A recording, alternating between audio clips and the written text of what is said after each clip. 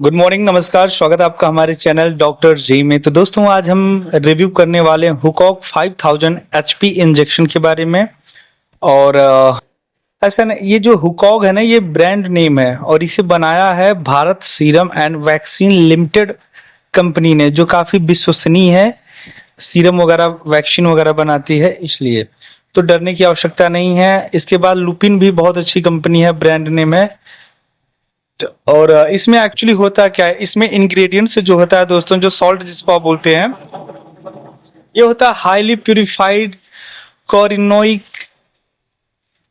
गैंडोट्रोफिन injection 5000। ऐसा नहीं कि ये 5000 इंटरनेशनल यूनिट में ही मिलता है, इसका 2000 इंटरनेशनल यूनिट आता है, 10,000 इंटरनेशनल यूनिट आता है। अब निर्भर करता है जो सामने वाला पेशेंट है उसका लिंग क्या है, उम्र क्या है, वेट क्या है, और जो ट्रीटमेंट चल रहा है उसकी हिस्ट्री क्या है। ठीक है, उसके हिसाब से जो है सामने वाले पेशेंट को ये लगाया जाता है। ये जो है सबक्यूटेनियस भी लगता है और इंट्रामस्कुलर भी लगता है, मतलब चमड़ी में भी लगा सकते हैं आप और मांस में भी लगा सकते हैं।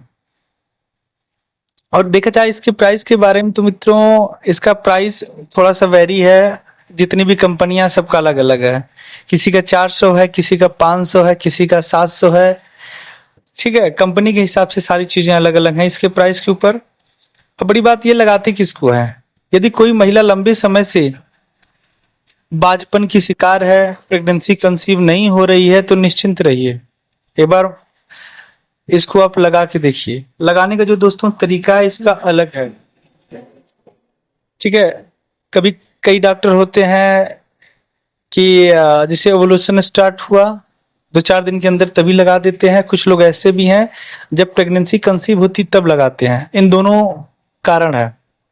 जैसे कोई महिला है, फैलोपियन ट्यूब जो है, उसकी जो बीच की जो नली होती है, कभी उसमें बहुत ज्यादा थिकनेस आ जाती है। थिकनेस की वजह से जो स्पर्म नहीं निकलता है, या फिर स्पर्म की जो मोबिलिटी है वो सही नहीं होती है, तो उसको जो है सही करने के लिए ये इंजेक्शन इस्तेमाल किया जाता है। और हार्मोन यदि इम्बैलेंस है तब लगाया जाता है। कभी कभार आपने देखा होगा कि कोई महिला है, 3 महीने के बाद जो है मिसकैरेज की संभावना बन जाती है, उस समय भी इसको लगाया जाता है कि जिस वजह से महिला का मिसकैरेज ना हो।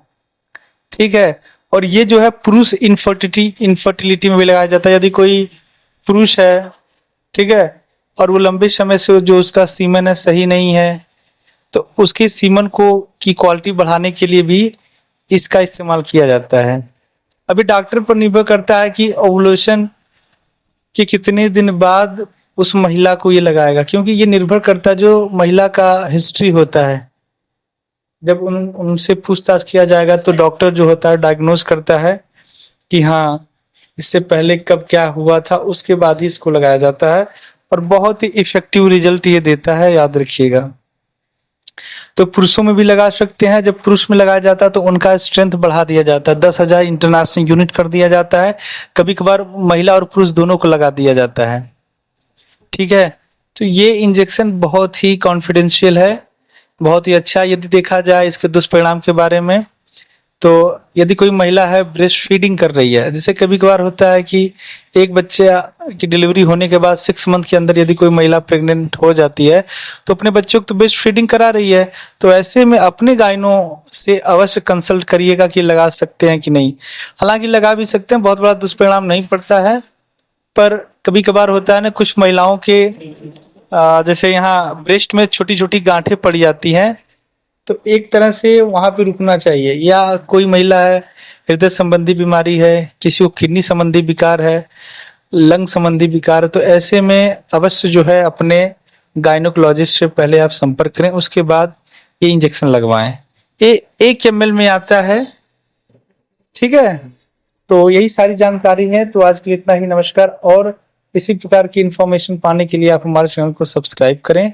और किसी प्रकार की यदि आपके पास कुछ आप पूछना चाहते हैं या जानकारी देना चाहते हैं, तो अवश्य जो है कमेंट बॉक्स में जाएं और अपनी बातें, अपनी सुझाव रखें। धन्यवाद।